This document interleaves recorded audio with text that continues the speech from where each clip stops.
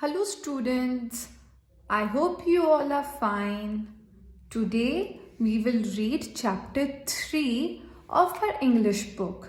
Till now we have studied chapter 1 and chapter 2. I hope you all have studied well these chapters. So now we will start with chapter 3 and the name of our chapter is The Sheep and the Sheepdog. Okay. So everyone, you will read with me. Once there was a shepherd lived in a village.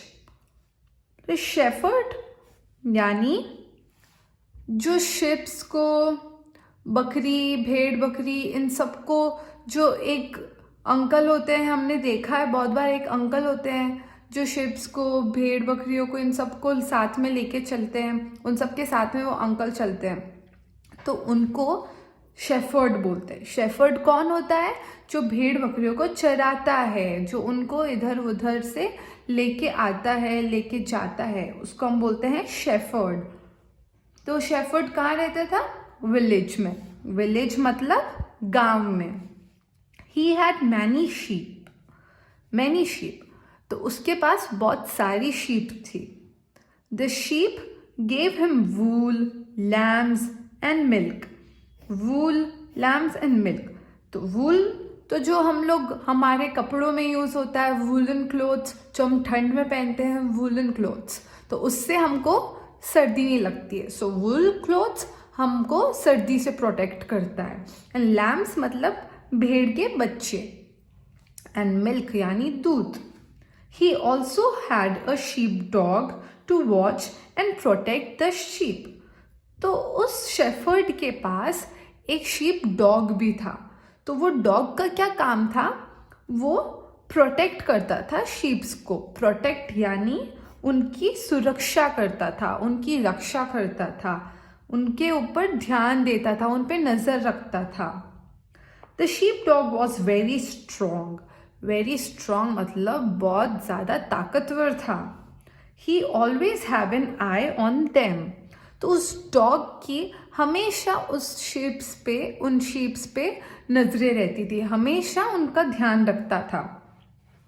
In his presence यानी presence का मतलब होता है उस dog की उपस्थिति में. Presence का मतलब किसी की उपस्थिति में, मतलब वो जब व्यक्ति वहाँ पे है उस टाइम. तो अभी हम यहाँ पे किसकी बात कर रहे हैं? डॉग की.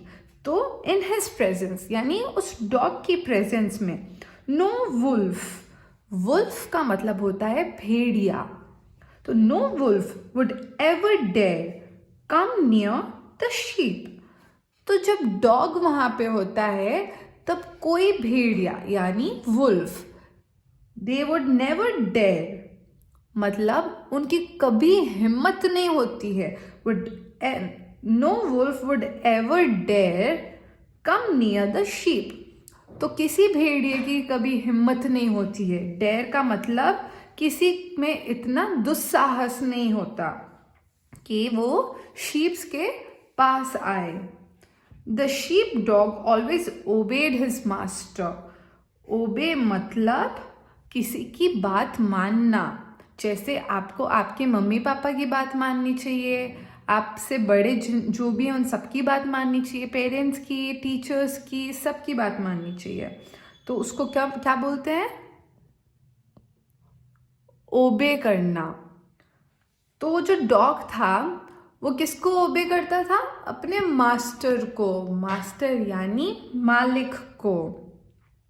The shepherd also loved him. और जो उसका मालिक था यानी शेफर्ड, वो भी उस डॉग को बहुत प्यार करता था.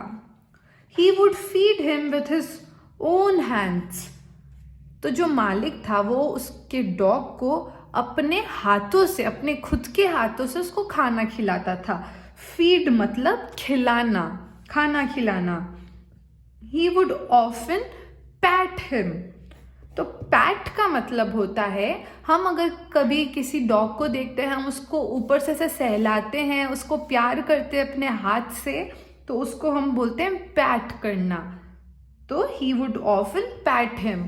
तो मास्टर अपने डॉग को बहुत बार ऑफन का मतलब बहुत बार, पैट करता था यानी प्यार करता था, उसको सहलाता था। Seeing this, the sheep grew jealous. ये देख के कि उसका मालिक डॉग को बहुत प्यार करता है, तो जो शीप थी वो जेलस होती थी, उसमें ईर्ष्या की भाव आते थे। One day a sheep said to the shepherd, Master, I have a complaint. तो एक दिन एक शीप ने अपने मास्टर को, अपने मालिक को बोला कि master, I have a complaint, मतलब मुझे आपसे एक शिकायत है। The shepherd was surprised, मतलब शेफर्ड चौकन्ना था और उसको सरप्राइज मिला। He asked, Tell me, what is your problem? तो उसने बोला कि बताओ मुझे तुम्हारी क्या प्रॉब्लम है। We give you wool, lambs and milk, yet you ignore us. While the sheepdog doesn't give you anything, yet you love him so much. You do not treat us equally. तो फिर जब master ship से पूछता है बताओ तुमको क्या दिक्कत है, तो शिप बोलती है कि हम आपको वूल देते हैं जिससे हमारे सर्दियों के कपड़े बनते हैं, और हम लैम्स देते हैं, लैम मतलब उनके बच्चे, और हम मिल्क देते हैं, तो मतलब हम इतनी सारी चीज़ें देते हैं, और फिर भी आप हमको इतना प्यार नहीं करते जितना आप डॉग को करते हो। इग्नोर मतलब हम पे ध्यान नहीं देते हो और हमसे ज़्यादा डॉग पे ध्यान देते हो। तो शीप ने बोला हम तो आपको इतना सब कुछ देते हैं, आप फिर भी हमको इतना ध्यान नहीं देते हो। लेकिन डॉग आपको कुछ भी नहीं देता है। डॉग ना ही वूल देता है, ना ही लैम्स देता है, ना ही मिल्क देता है। डॉग कुछ भी नहीं देता है, फिर भी आप उसको इतना प्यार करते हो, तो आप हमको बराबर नहीं मानते हो। आप हम दोनों को, मतलब डॉग को और शिप को बराबर नहीं प्यार करते हो। The shepherd smiled gently, और ये सुन के शेफर्ड ने एक हल्की सी मुस्कान दी। He was about to give a reply. Suddenly, the sheepdog said, और जैसे ही शेफर्ड रिप्लाई देने वाला था, तो सडनली का मतलब होता है अचानक से। सडनली डॉग ने बोला, Oh dear, it is true that I may not give anything to master, but I protect all of you. तो डॉग बोलता है ओ डियर यानी मेरे प्रिय। ओ डियर का मतलब हम ओ डियर तब यूज़ करते हैं जब भी हम हमारे किसी बिलव्ड या हम किसी प्रिय जो हमारे खास है, जो हमसे बहुत अच्छे हैं, हम उनको बोलेंगे डियर।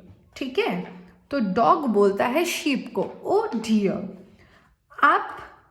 आप सही बोल रहे हो कि मैं कुछ भी नहीं देता हूँ। डॉग कुछ भी नहीं देता है, ना लैम्स देता है, ना मिल्क देता है, ना वूल देता है।